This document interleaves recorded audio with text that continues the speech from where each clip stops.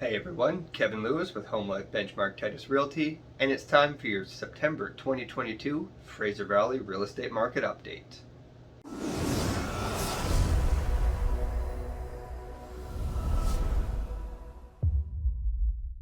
As we've seen over the last several months, if you've been paying any attention to the real estate market in the Fraser Valley and the Lower Mainland in general, we know that sales have been down and prices are on the decline. August 2022 was certainly no different, with only 960 sales for the entire month. That's coming in 35% below the 10-year average. Not only is that 35% below the 10-year average, it's about 51.3% below last August for the total number of sales, which is quite a drastic decrease in the total number. Compared to just last month in July 2022, we only saw about a 2% difference, which is par for the course, as the market's not likely to shift that drastically from one month to the next. If we couple the total number of sales for the month of August 2022 with the total number of new listings coming in at around 1,845 new listings, we're not quite as low compared to averages on the new listings. However, we are still 20% below the 10-year average for the month of August. If we combine these low sales and these low number of listings, altogether it just puts that we're in a relatively slow market. So what's put us here, and how long is this going to last? Well, I don't have a crystal ball, so I really can't say how long it's going to last, but we can pretty safely say that the majority of the reason for the slowdown, especially with the decrease in prices, has likely been due to inflation and the increasing interest rates that we've seen affect our day-to-day lives, from everything from a loaf of bread all the way up to a house. Now, while we do talk about things certainly slowing down, one metric that has stayed relatively stable throughout the drastic change we've seen in the last several months since the slowdown in March 2022 is that on a 20% down payment on an average home, you're still looking at very close to similar numbers for your monthly payments, assuming that you're going with a traditional mortgage. If we make the comparison of the average price of a home in March 2022 with the much lower interest rates they had and a 20% down payment, keep in mind that 20% is higher then than it is going to be now, but we're dealing in percentages, not in hard numbers here, as the prices have fluctuated as well. But those March 2022 numbers, on average, using a 5-year fixed rate of, I think it was 3.08% was the average in March 2022, we would be looking at monthly payments of around $4,050. Now, if we compare that to today, with the much higher interest rates but lower purchase prices on that same 20% down, on that same average type of home, we're looking at payments of about $4,350 per month. So about $200 a month difference, and of course these will likely balance out over time. So as long as interest rates continue to rise, we're likely to see prices continue to drop to keep those monthly payments quite at a stable number, as that's really what the banks are basing how much you're willing to loan you on, based on how much you can afford to pay per month.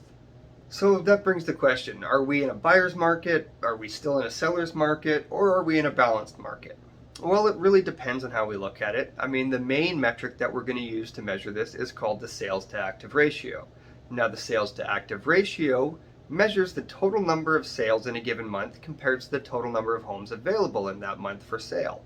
In the Fraser Valley, we consider anything from 12% to 20%. So that's, let's just say, for example, of every 100 homes listed, anywhere from 12 to 20 of those homes selling, that's going to be called a balanced market.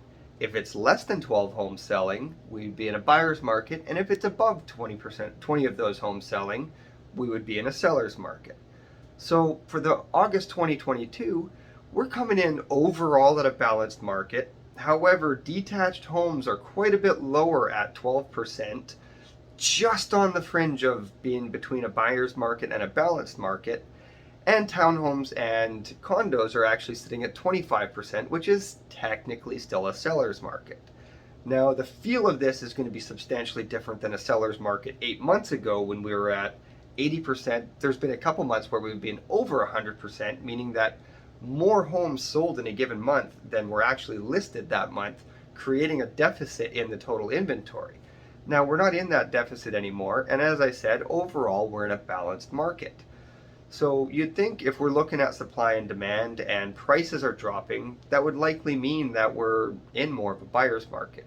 However, as I just mentioned prior to this, we're looking at affordability and those monthly payments on what the average person can afford for the average home, which has actually remained relatively stable.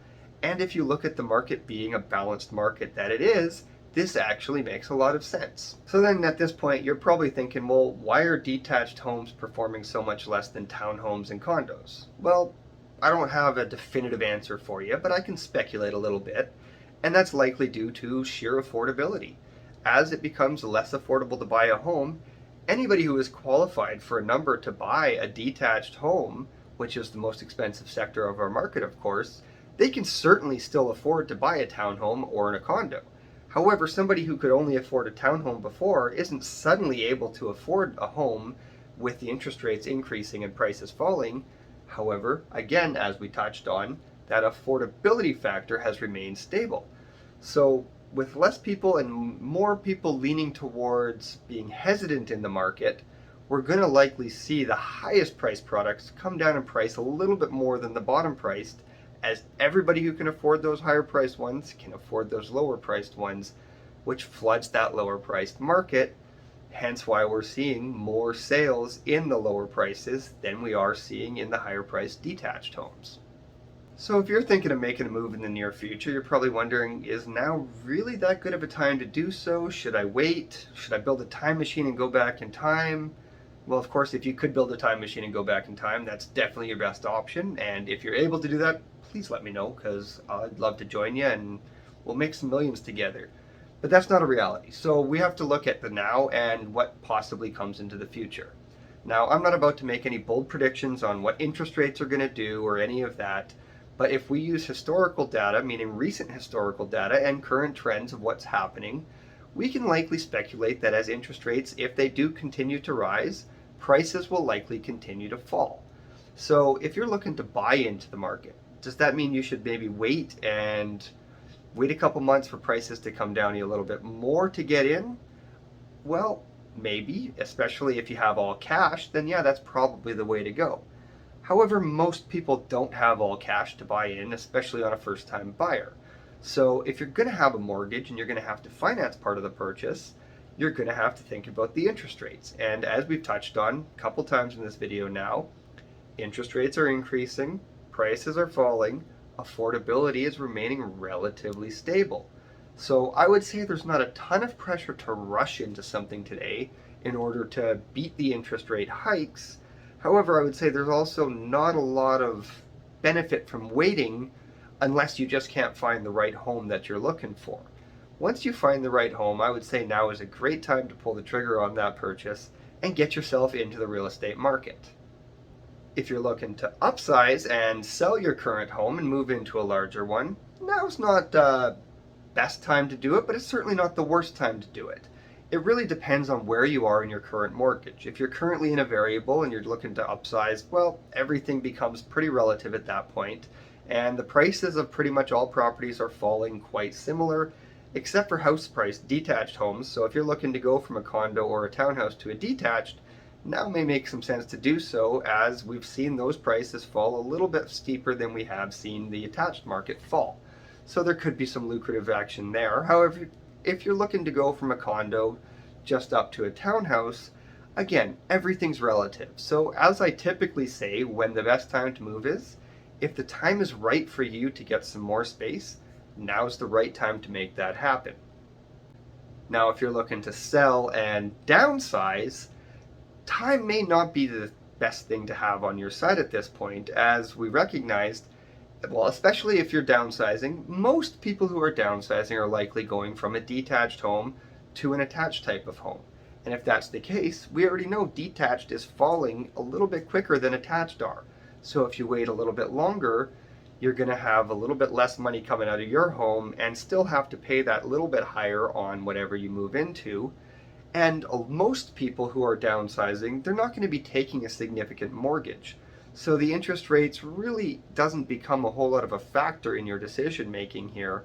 It's more so making sure that what you want to move into is available. And of course, this is a service that I provide. If you're thinking about selling, we'll go check a few places out and make sure there's a few places and enough places that you're not going to feel rushed into getting into the next place that you're going to be happy to call home.